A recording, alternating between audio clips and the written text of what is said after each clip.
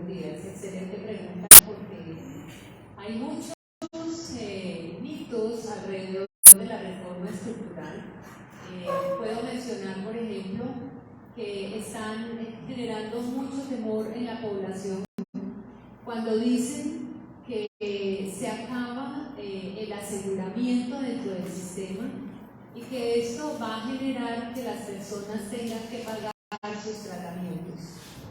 Hay que dejar claro que el aseguramiento en el sistema actual tiene que ver con el respaldo que hacen desde lo financiero las personas que aportan al sistema y lo que hace el presupuesto de la nación para salud, que va a proteger a las personas que no pueden hacer cotizaciones. En otras palabras, el Estado sigue respondiendo y es quien responde por el tratamiento de las personas que no pueden aportar al sistema porque no tienen trabajo o por cualquier razón.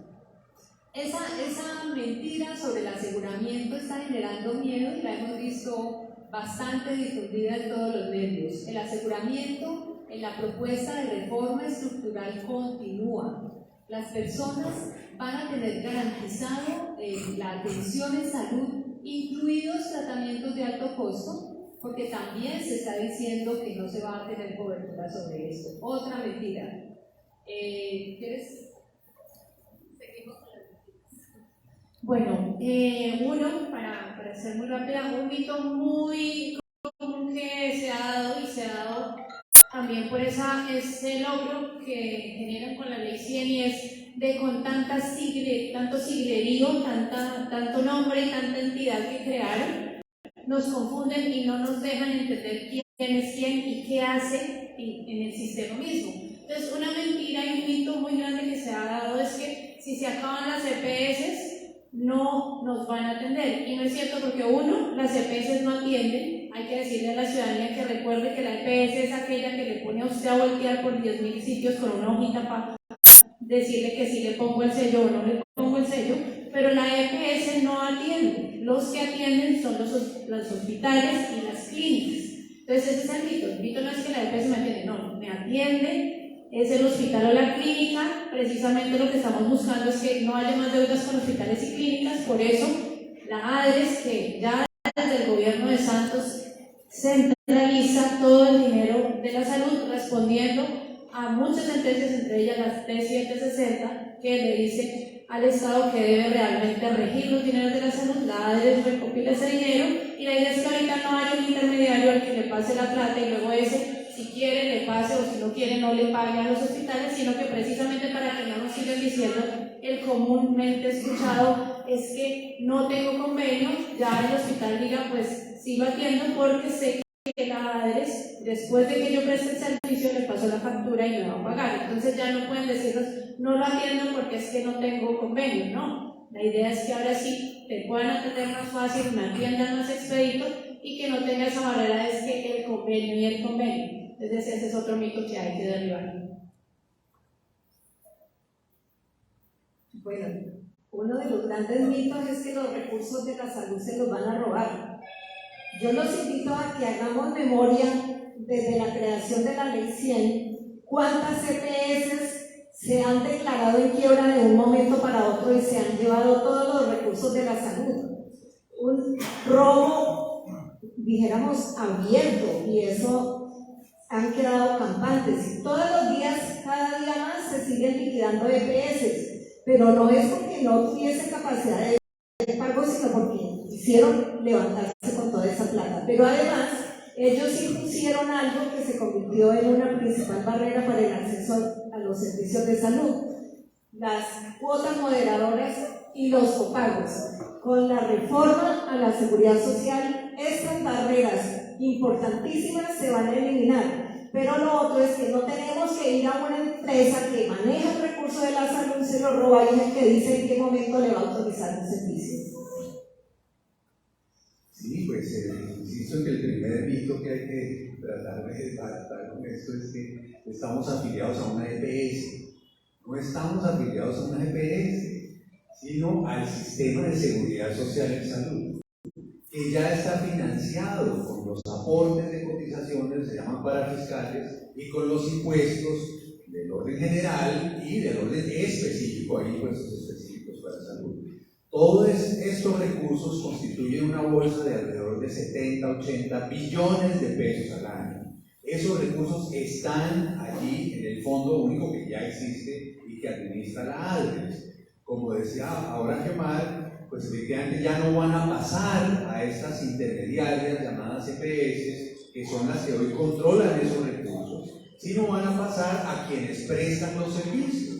Es decir, todas las clínicas hospitales, pero desde consultorio, no hay que pensar solamente en una lógica de gran hospital, desde el consultorio, y por eso es tan importante pensar en un centro de salud que esté cerca a la casa, donde yo estoy allí con un equipo de salud que es el que me atiende, yo sé que allí me van a atender cuando necesite alguna cosa, y una red integrada de servicios que es la que permite que la gente fluya en los servicios de acuerdo con la necesidad, no de acuerdo con los contratos y las facturas y las deudas entre las famosas EPS y las clínicas hospitalarias.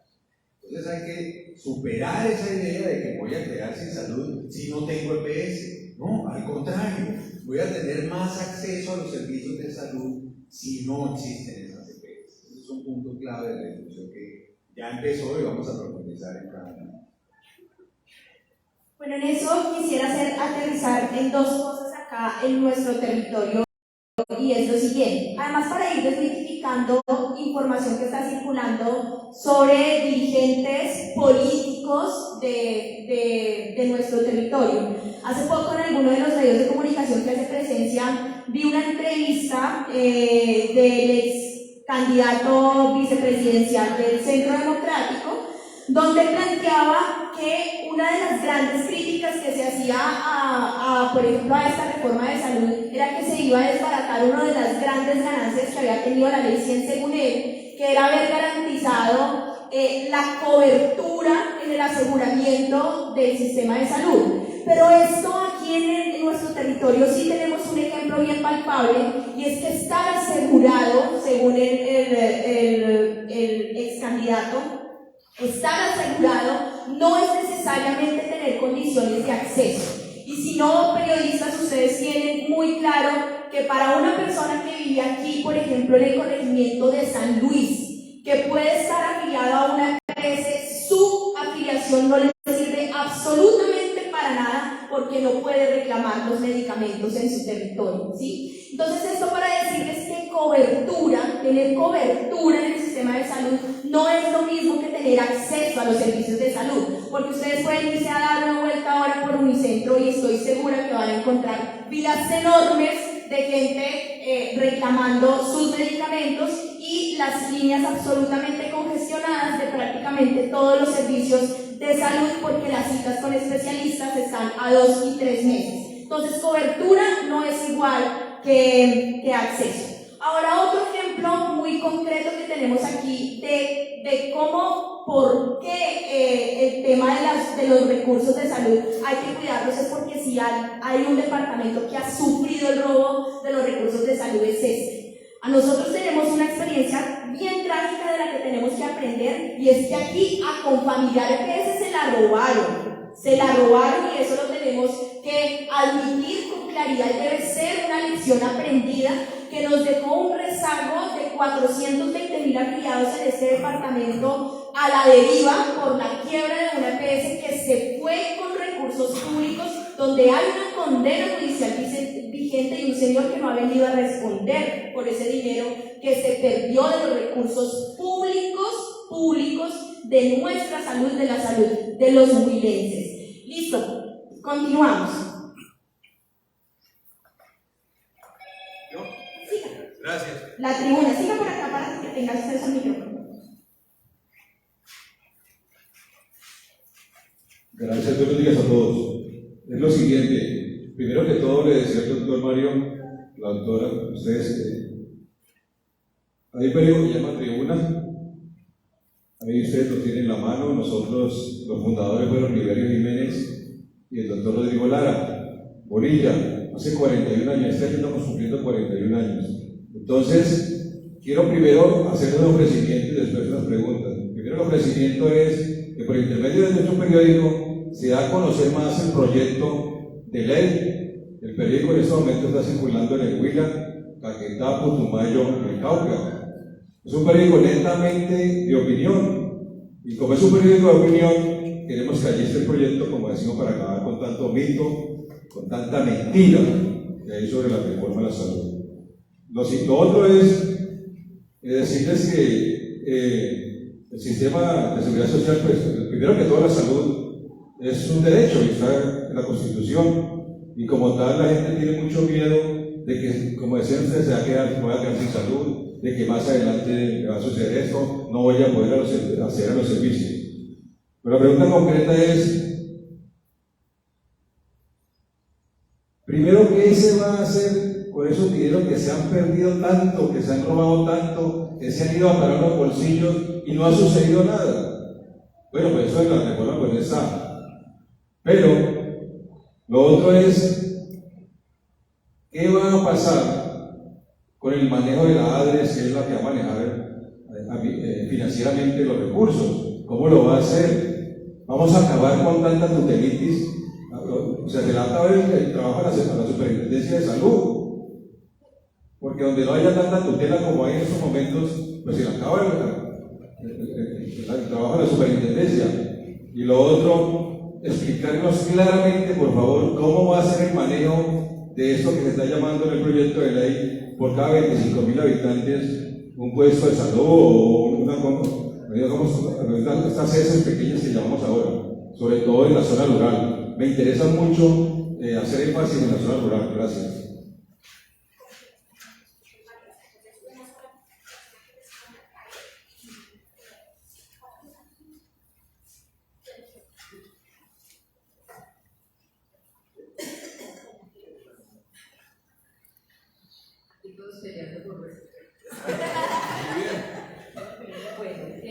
Varias preguntas allí. Primero, la superintendencia es la entidad encargada de la inspección, la vigilancia y el control, que hasta hoy no ha tenido dientes para hacerlo de manera efectiva, porque ha sido una puerta giratoria, nombrado por las EPS, yo te nombro y tú me controlas, y hemos visto ese desfalco al erario público de la salud durante 30 años, sin ninguna efectividad en las sanciones, sin un régimen sancionatorio para estas EPS que han generado paseos de la muerte.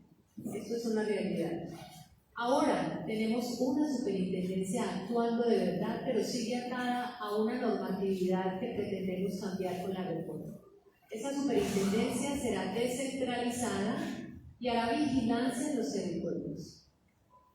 Teniendo un régimen sancionatorio, las cosas son más fáciles. La entidad que no cumpla tendrá que ser castigada legalmente porque la ley así lo ordena. Está vulnerando el derecho a la salud, que es vulnerar el derecho a la vida.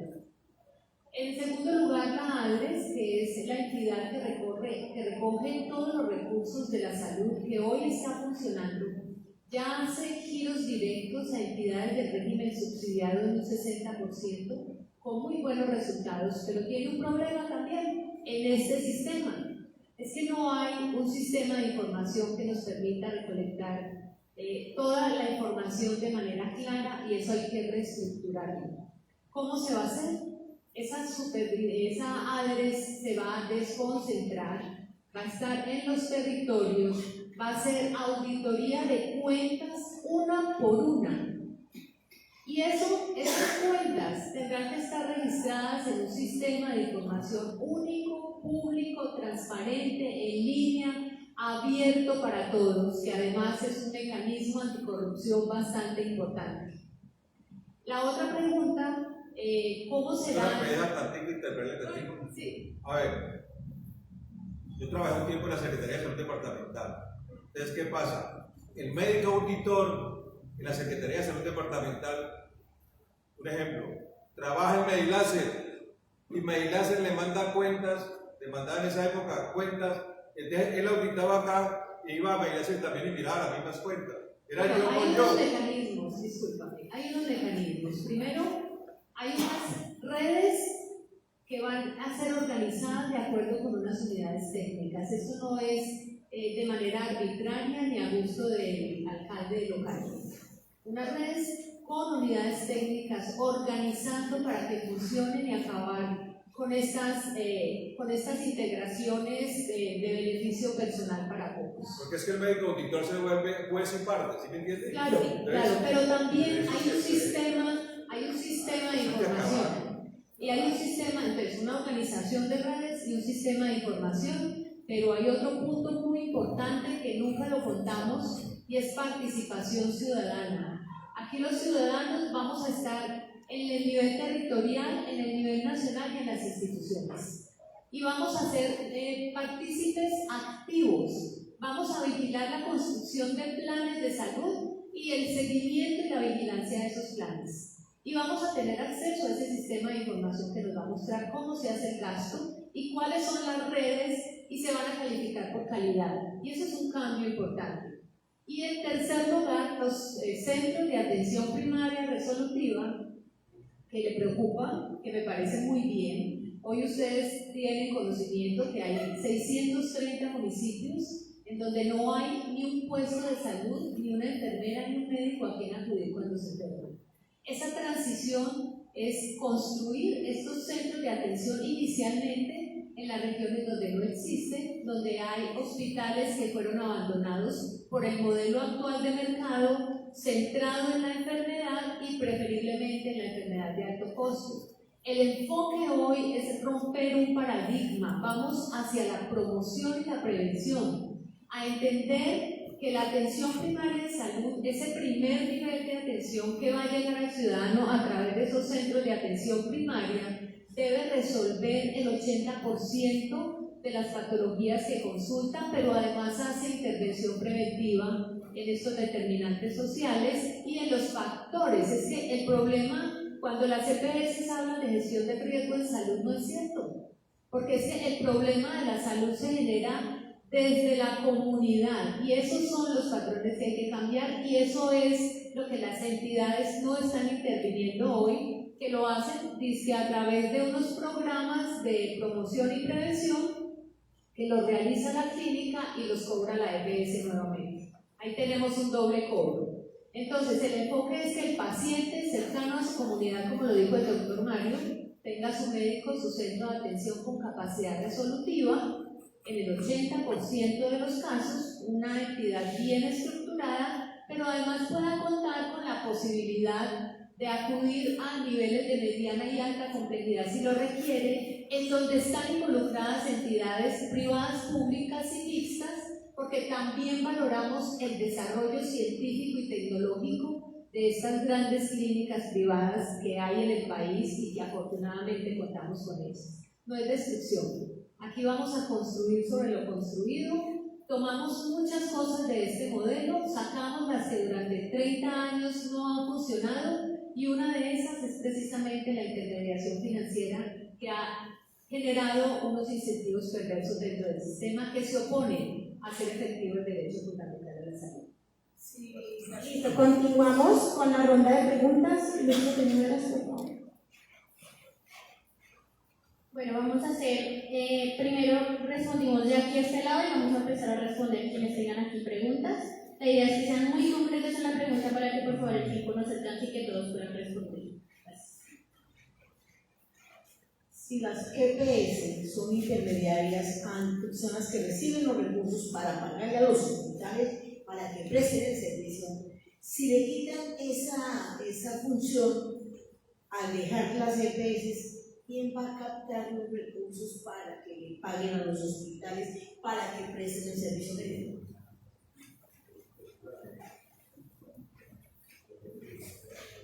Pues la respuesta es muy sencilla. Todos y todas que tenemos algún trabajo, que así sea independiente o dependiente o lo que sea, llenamos una cosa que se llama pila, ¿cierto? Y nos obligan mensualmente a que pongamos ahí el 12.5% del 40% de si soy independiente o como trabajador el 4% mientras eso se recoge a través del sistema bancario y llega a la ADRES hoy. Pero además, el presupuesto nacional financia la mitad en este momento de todo el costo de la salud económica. Entonces, el presupuesto general llega también a la ADRES hoy. pero además hay sistema general de participaciones que distribuye a los departamentos y eso ocurre hoy desde la ADE se hace la transferencia. Entonces, los recursos están garantizados. No se necesita que estén estas señoras allí, ¿cierto?, recibiendo la plata mensualmente, sagradamente, y supuestamente pagándole a los hospitales. Pues no, ahí están las deudas acumuladas.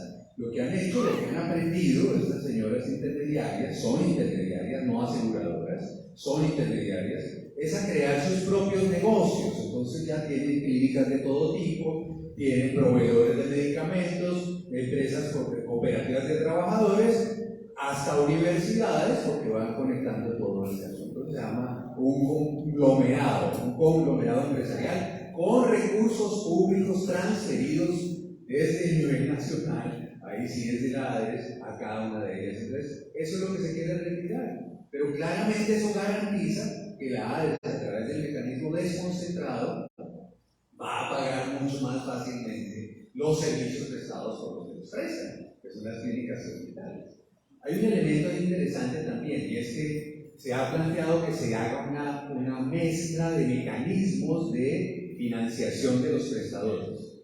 Por ejemplo, los centros de atención primaria de carácter público deben tener presupuesto estable, permanente, no estar facturando cada servicio y cada cosita, sino un presupuesto que garantice que hay un equipo de salud ahí presente, permanente y encargado de las familias, con unos estímulos por resultados. Pero también hospitales de segundo y tercer nivel, algunos podrán mantenerse con presupuesto y complemento a través de facturas, de manera que va a haber unas formas de pago mucho más coherentes, más estables y que garanticen la formalización laboral, que es muy importante, después de la precarización laboral que han hecho las EPS a través de la transferencia del riesgo financiero a las clínicas y hospitales. Pues entonces ahora vamos a tener realmente personal de salud bien tratado, con trabajo digno, y ahí sí puede dedicarse a garantizar el derecho a la salud. Entonces tiene una cantidad de ventajas ese cambio en ese mecanismo que tiene hoy el sistema de salud y que es lo que va a cambiar estructuralmente.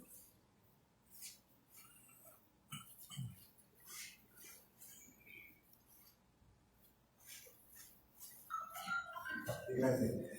Yo soy José Ignacio Valencia, de Bueno. Sí. Hay una cosa que me pasó hace unos años y no quiero que se repita. Primero los felicito. Yo voy a cumplir ya 150 años y es la primera vez que una norma comienza a ser socializada. Todo se hace a la escondida. Otra, me siento feliz porque veo a los profesionales de la medicina tocándose, carajo, que es bonito. ¿Sí? Pero hay una cosa bien interesante, quisiera que me aclararan, para yo aclarar también a nuestras internautas a través de la página. Ya está en la página nuestra, ya está, ya la colocamos. Hay una cosa bien interesante y es, este modelo de sistema que se viene ideando, ¿es propio de los colombianos o se ha tenido algún referente a nivel internacional para que esto sea... para que nosotros podamos golpear ese mazo de desinformación que nos están dando constantemente a través de los medios hegemónicos nacionales? ¿Me puede responder esa pregunta y la puede complementar? ¿Usted que es periodista, colega mía? ¿Sí? Bueno. Si quieren arranco por una razón. Yo evidentemente vengo a hacer las charlas porque mi charla tiene que ver específicamente con el papel que tenemos nosotros los medios hoy que estamos en la prensa. Perdón, los periodistas, los medios son empresas. Es que es por eso, esa es mi conferencia acá, pero yo hago parte de la comisión de seguimiento a la sentencia T760.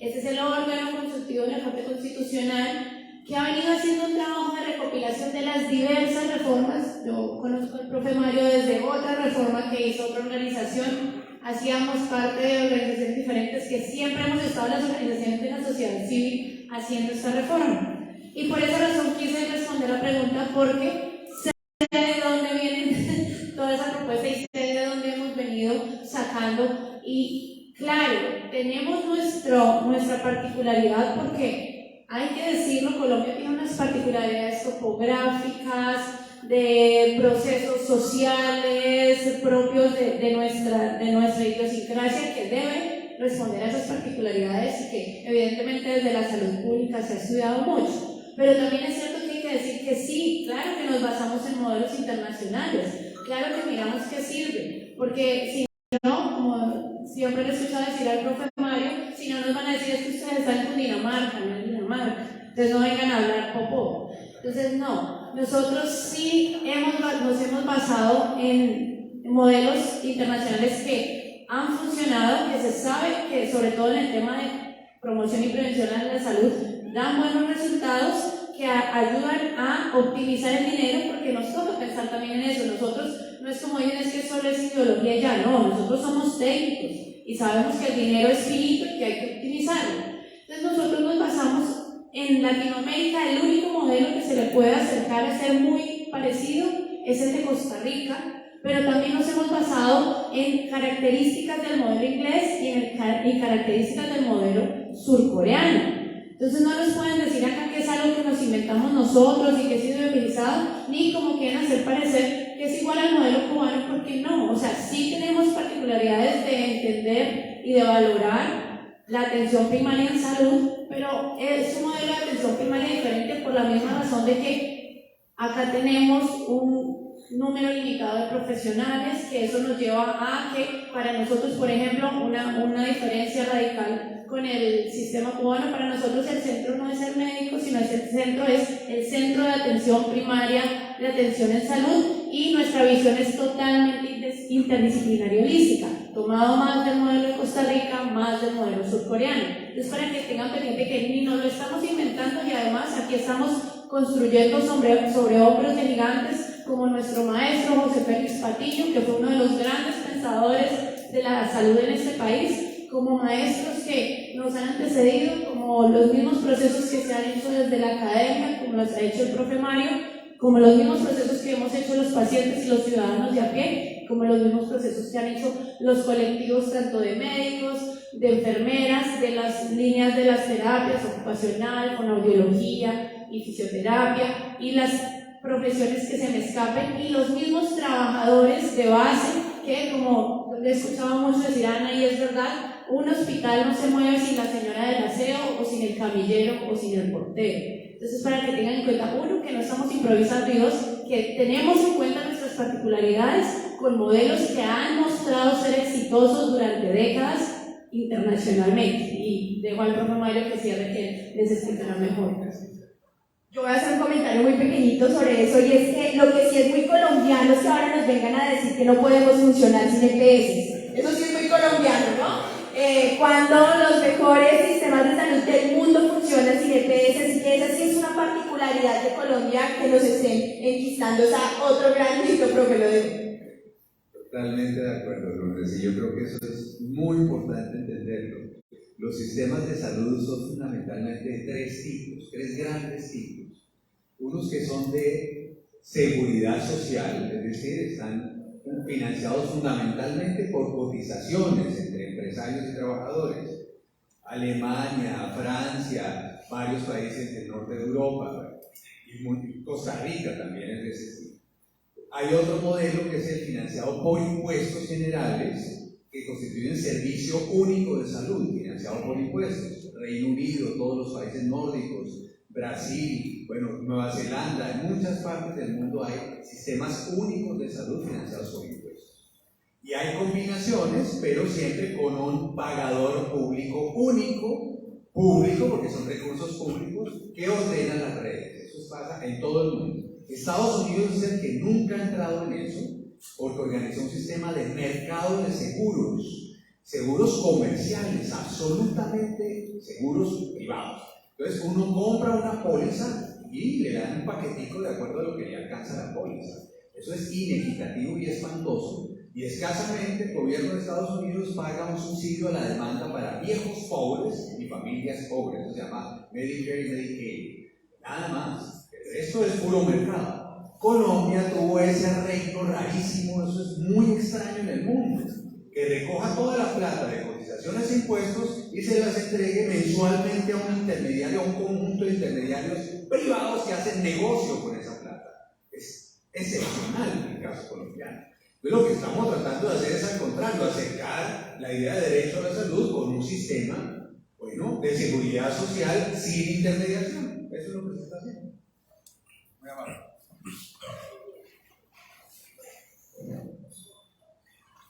¿Te presentas y el medio del texto?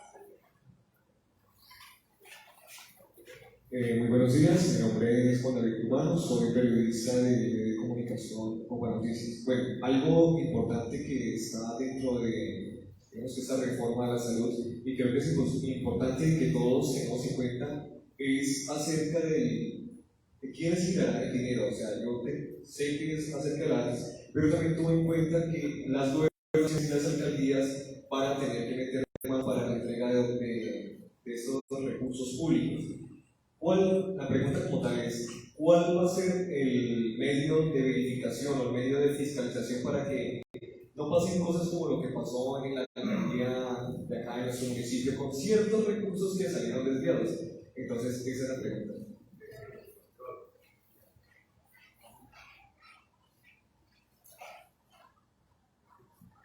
Bueno, primero tenemos que saber por qué vamos a votar, porque si estamos pensando que se van a llevar la plata, está como grave.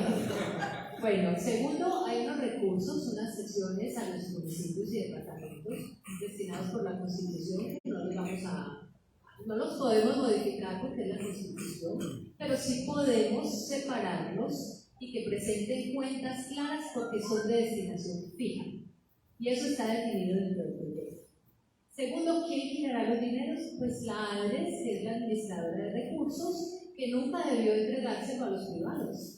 Porque la entidad que presta la atención del paciente tiene todo el derecho de cobrar el servicio que prestó. Eso ocurre en cualquier modelo capitalista y aquí lo que ocurre es que los pagos son a 3, 6 y hasta 360 días de retraso y ni siquiera les cobran intereses de mora. Eso no pasa en ninguna parte del mundo. Entonces no hay ningún riesgo. Entre otras cosas, no somos ingenuos cuando nos apuntamos a esta reforma porque conocemos el problema de corrupción del país, conocemos también que la ciudadanía ya es consciente de eso y va a pensar muy bien por quién va a votar, esperamos, y conocemos las necesidades de los territorios. Entonces se han hecho mecanismos de blindaje a estos recursos públicos. Recuerden que el sistema de salud se paga con recursos públicos, además les estamos dando un porcentaje de esos recursos públicos a los intermediarios que hacen negocio con ellos. Entonces, recursos públicos manejados por el Estado a través de la ADRES con mecanismos de blindaje contra la corrupción, entre ellos, y para mí importantísimo, el Sistema de Información Único Nacional, que casualmente uno piensa por qué después de 30 años no existe. Han hecho modificaciones a la ley, le han hecho resoluciones, decretos, leyes, todas las que quieran, y no tocan la intermediación ni se preguntan cómo acceder a la información del dinero público que están manejando estas entidades privadas, y nos toca acogernos a la información que ellas manden. Entonces, no, blindaje a los recursos públicos de la salud para hacer efectivo el derecho y blindaje, también vigilancia a esa prestación de ese servicio para las personas.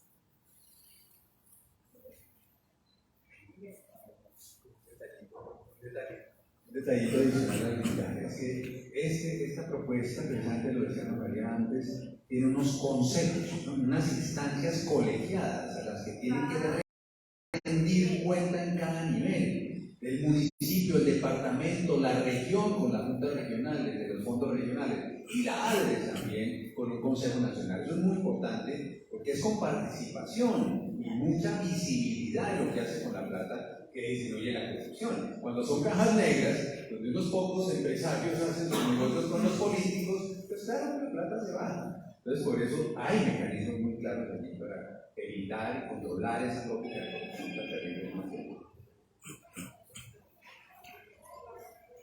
Vamos acá, preguntas, Silvio, y tú también te preguntas. Ustedes dos, y luego pasamos a las preguntas. Gerson Ramírez, periodista de Radio Universidad Colombiana. Bueno, hay unos determinantes en salud que ustedes señalan a través de la reforma, bueno, que no son taxativos, Sin embargo, ¿de qué manera se va a dar la interlocución o van a participar los demás ministerios en el éxito de la reforma de la salud?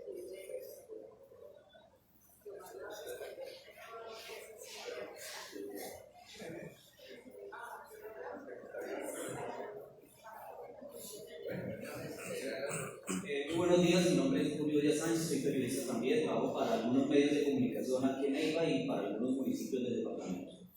Bueno, hablaban del tema de la desinformación, el tema de la reforma de la salud pues ha sido un tema muy complejo a nivel país. Yo escucho los medios nacionales todos los días desde las 4 de la mañana, las cadenas, y uno se pone a escuchar los planteamientos que han hecho incluso las personas que saben del tema, los que están abordando el tema de la reforma de la salud. Y uno a veces piensa que hay una desinformación y eso genera una confusión pues terrible en la opinión pública.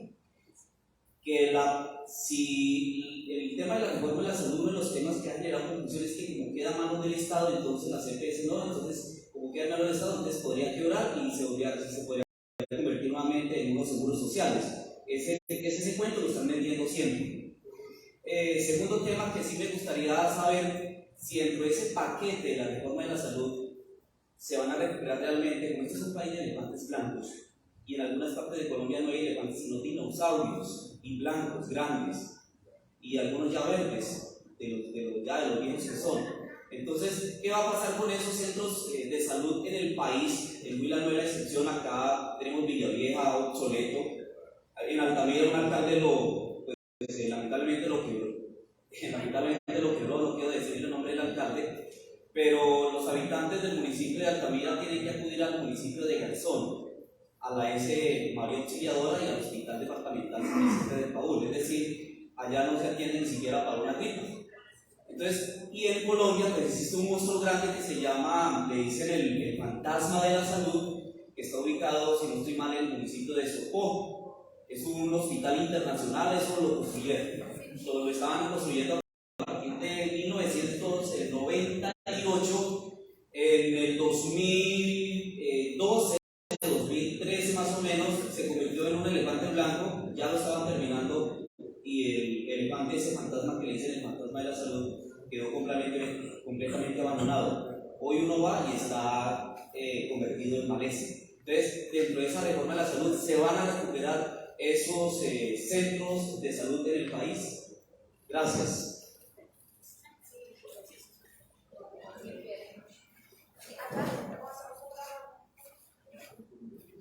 Listo, bueno, rápidamente respondo a los tres y si me queda algo, mis compañeros complementan. Determinantes sociales. Determinantes sociales es algo que nos obliga. Ustedes saben que Colombia internacionalmente le dicen firmen un cheque en blanco y Colombia va y lo firma. Entonces nosotros firmamos la observación 14 de la ONU desde el 2000 y miren el año en el que vamos y no se ha hecho nada. Y la observación 14, entre otras cosas, habla que la garantía del derecho fundamental a la salud tiene que tener unos determinantes sociales de la salud, que en la reforma se nombran algunos, pero pueden ser más, pero entre ellos los más importantes para el ciudadano a pie están agua potable, saneamiento básico, vivienda digna, trabajo adecuado y saludable, el derecho de la paz, y que en este gobierno en el que una de las banderas es la paz total, tiene que tener un papel fundamental este proceso de paz total con los determinantes sociales de la salud. También tenemos otros determinantes como son la participación y obviamente los determinantes ambientales de la salud. Todo esto son aspectos que la salud pública sabe muy bien que hay que atender, que la ciencia ha dicho hace mucho tiempo que es que si usted no tiene agua potable, pues cómo quiere tener una población saludable, que si usted no tiene buen manejo de excretas o manejo de zoonosis, enfermedades de transmisión animales humanos, pues usted tampoco va a tener buenos indicadores en salud. Entonces, en la visión de prevenir, evidentemente son situaciones que hay que responder y que no se han respondido hasta ahora. Miremos el estrés hídrico, somos uno de los países que más riqueza hídrica tiene, pero tenemos mayor estrés hídrico porque es agua que no es consumible, ¿sí? Entonces, eso hay que mirarlo y cómo tenemos tantas crisis en ello, y para ello se dice que el ministro de cada una de las carteras que van a ser parte de estos determinantes, digamos que hay que definirlos más claramente, pero por ejemplo, como lo que hemos nombrado, va a estar Ministerio de Trabajo, Ministerio de Salud, Ministerio de Ambiente, Ministerio de Hacienda, porque se necesita platas, el Ministerio de Educación, porque también hay un enfoque de educación, y los demás ministerios y direcciones del país, como el DNP, que tengan injerencia en las políticas públicas que respondan a esas necesidades que de nuevo desde el 2000 no hemos respondido. Entonces, eso va a ser la conformación y evidentemente los otros miembros del Estado que tengan que ser llamados para responder a esas necesidades que han sido insatisfechas históricamente en el país y que hasta hoy no se ha avanzado al respecto. Sobre la desinformación. La desinformación es algo que los periodistas tenemos la culpa, pero que, y los invito a que vean hoy la conferencia de las 4, que tiene que ver mucho con que los dueños de los grandes conglomerados mediáticos, que son los que llegan a más gente, son los dueños también de esos conglomerados en salud, de los conglomerados en pensiones, de los conglomerados en las aseguradoras y de los bancos. Entonces, si uno ve esa relación, entiende bien que por más independiente que queramos ser los periodistas rasos, siempre tendremos una línea editorial que nos va a mandar, y esa línea editorial en ese momento histórico está mandada por el dueño del negocio, por el dueño del aviso. Entonces, para combatir eso, uno, pues yo les voy a dar tips en la charla, pero uno, pues el tema de usar medios alternativos, de potenciar los medios comunitarios y de adicionalmente convertirnos cada uno en ciudadano agente de comunicación que también hace contrapeso y analiza y pone crítica frente a eso que me están mandando y desde quién viene.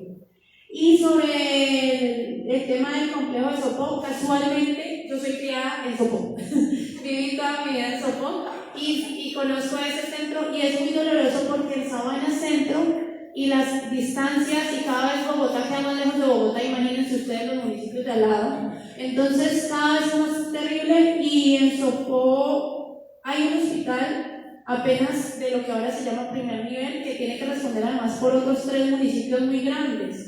Y es absurdo que nosotros ni siquiera en Chile nos puedan atender en una alta complejidad si nos toca estar yendo hasta Bogotá. Genera barreras económicas y barreras territoriales de acceso a la salud, desconociendo la ley estatutaria de salud y violándola.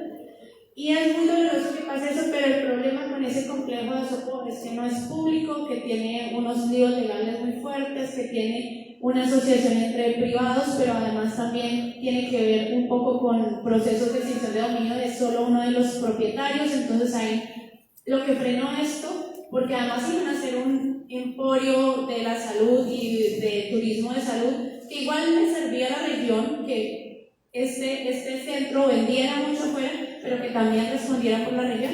Pero lastimosamente en este caso específico, como es de privados, no se puede intervenir. Pero es cierto que la ley, la reforma de la salud, habla de que debemos tener aproximadamente, unos dicen más, otros dicen menos, pero para poder cubrir todos los territorios dispersos del país, debemos tener 2.400 aproximados centros de atención primaria, integral y resolutiva en salud, que son esa entrada al sistema de salud que tendremos ahora.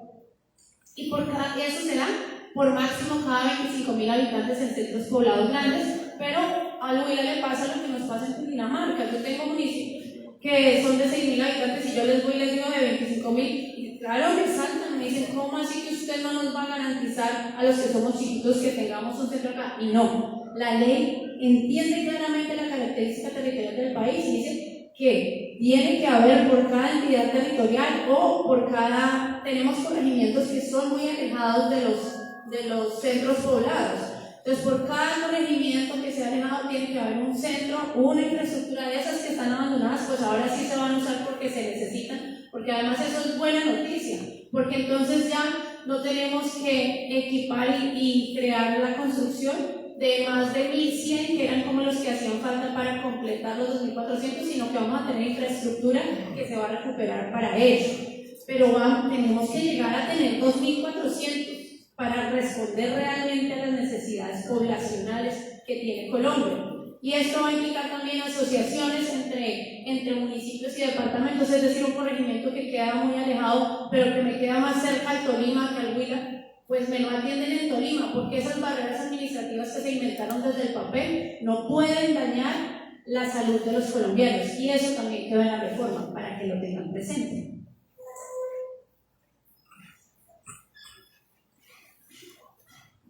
Por favor, ya vamos a ir cerrando entonces los últimos 3 preguntas súper concretas para poder terminar.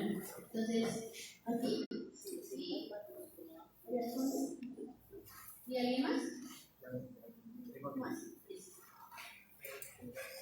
Sí.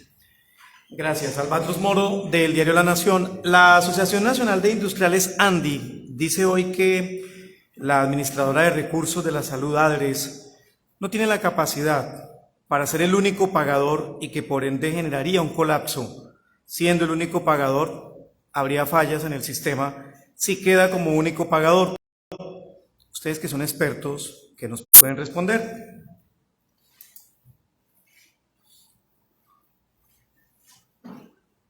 Hola, buenos días. Mi nombre es Diego González, del Colegio Médico de Huila. Tengo 2 preguntas. La primera surgió a raíz de un comentario que escuché ayer mientras hacía cola para pagar uno de los servicios públicos. La gente está preocupada porque la gente les plantea si se demorara la asignación de citas con especialistas cuando están las EPS que coordinan el sistema en teoría. Sin EPS, ¿cómo se va a hacer ese proceso? Ya eso hace parte de esa gran mentira que nos han metido que sin EPS no podemos funcionar. Y la segunda tiene que ver más con el talento humano, y es que tiene que ver con que el déficit de talento humano de médicos y de especialistas, ¿sí? Ese déficit en la formación de especialistas tiene que ver mucho también con la tarifa que se maneja, en los sueldos que manejan estos, ¿cierto? Y uno de los problemas que tiene el sistema de salud hoy en día es el costo que tienen los superespecialistas para el sistema. ¿Cómo se va a regular eso? ¿Cómo se puede regular eso?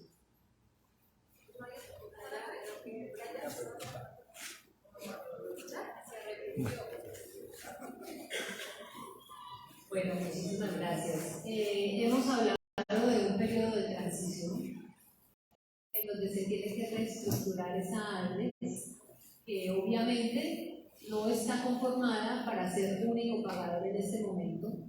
Llevamos 30 años en el proceso de transición de la ley 100 y no hemos podido sanar esta herida. Es tan grande la herida que todo el tiempo estamos hablando de corrupción. Y no es solo corrupción a nivel público. La corrupción de estos 30 años ha sido a nivel privado. En cuanto a los trabajadores de la salud, pues estamos en deuda histórica para laboralizarlos también en un proceso de transición. Primero, auxiliares de enfermería que están en unas condiciones dramáticas. Las condiciones de los trabajadores de la salud en general fueron develadas en la pandemia y vimos médicos, enfermeras pidiendo ayuda económica de la gente porque al enfermarse no tenían derecho a incapacidades y no tenían ingresos para sostener a su familia. Eso es un drama en plena pandemia y un Estado que no cuida a sus cuidadores no va a tener nunca salud de buena calidad. Sigue siendo. Para los especialistas sigue siendo. Para los especialistas, subespecialistas que sabemos que son escasos, ahorita le doy la palabra al doctor porque hay que abrir la formación de nuevos especialistas. Es un cuello de botella sostenido intencionalmente con una mafia que maneja cupos, que hay que pagar cupos de 200 millones sin pagar la especialización. Pero para los especialistas queda la libertad de otro tipo de contrato porque conocemos las necesidades en los territorios y obviamente no los vamos a amarrar cuando los necesitamos en otro lugar.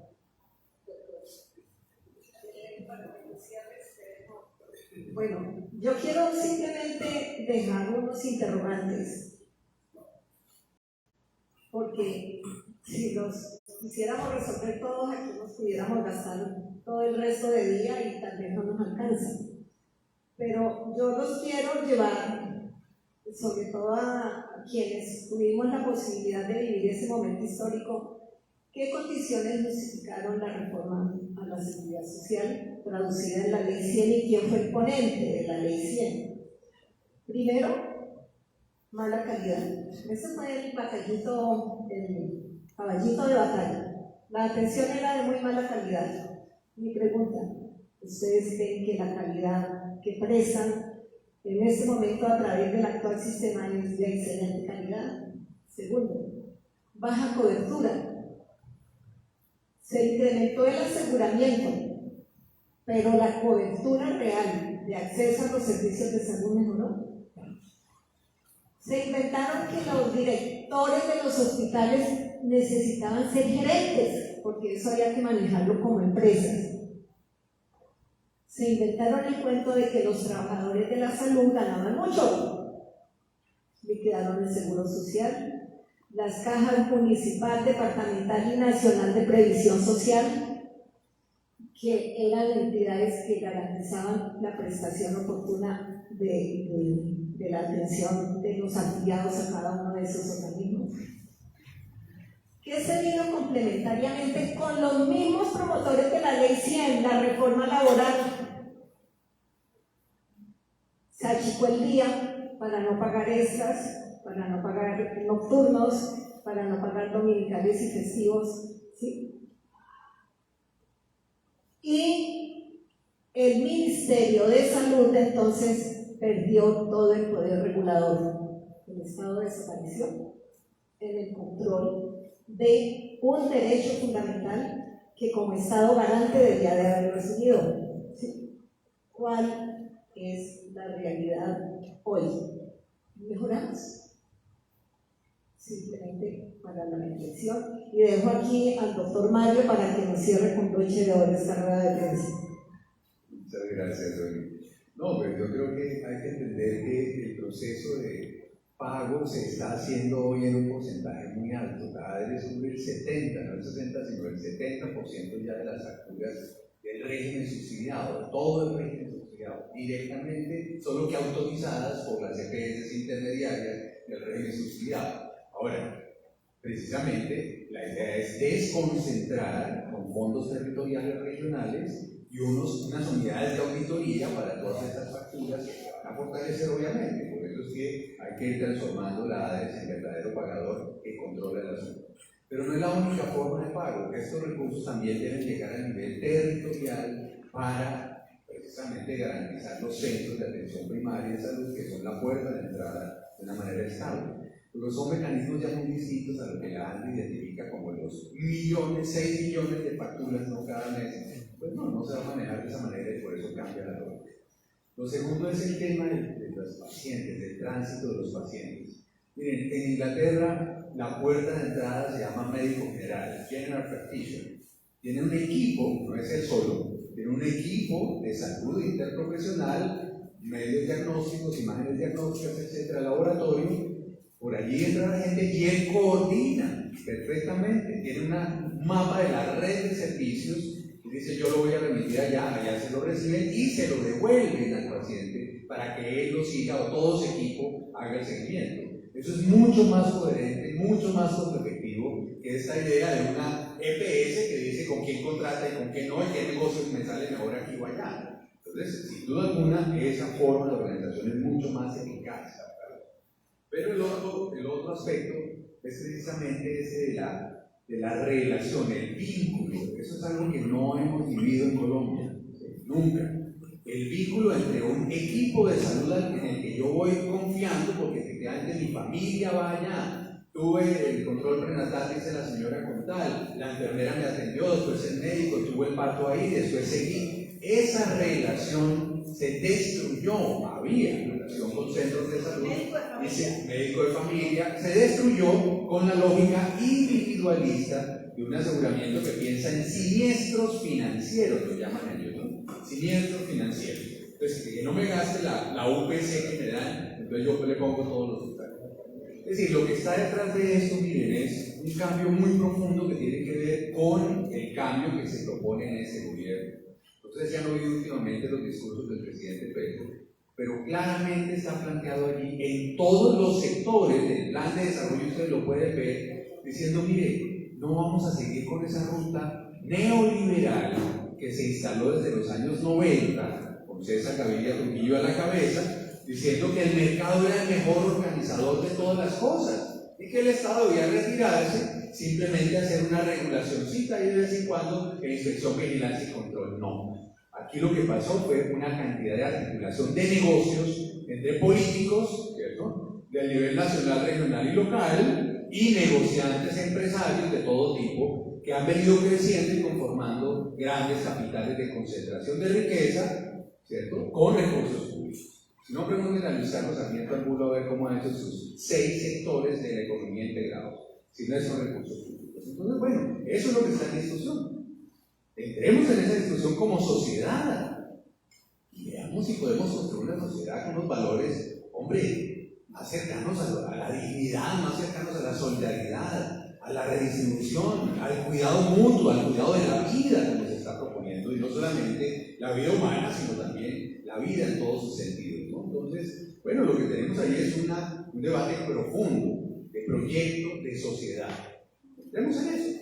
Creo que vale la pena con salud, comenzando por salud, que es tal vez lo más visible. Oye, doctor, un momentico, lo que decía el médico allá, la falta de apoyo del sistema de salud para que los muchachos tengan una facultad de medicina aquí, que antes eran peleaditos los médicos, pues los peleaban porque tenían una imagen la facultad de medicina, pero ahí llegan.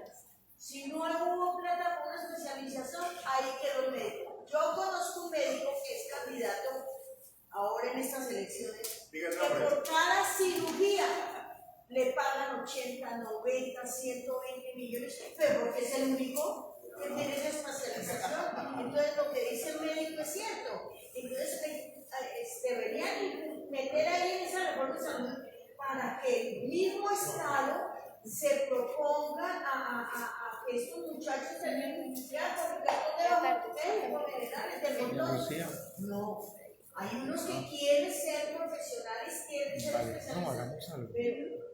Así es. Bueno, así de esta manera les agradeceríamos profundamente a los medios de comunicación por este espacio, a los periodistas que hicieron presencia el día de hoy, y por supuesto les decimos que esta, como anunciamos al principio, es una reforma que está en completa disposición del debate, no es una reforma como otras que han intentado en este país que ha sido por debajo de la mesa. Esta es una reforma abierta al debate, abierta a la discusión aquí en el territorio, desde la Cumbre Social y Política por la Reforma a la Salud, desde la academia, por supuesto, también desde todas las universidades públicas, estoy segura que va a ser así. Y por supuesto también desde la Junta Subcolombiana de la Salud estamos dispuestos al debate, vamos a acompañar el debate público de la salud durante los siguientes meses y por supuesto vamos a acompañar la transformación que este país reclama. Agradeciéndoles, les esperamos esta tarde a las 4 de la tarde. Muchas gracias.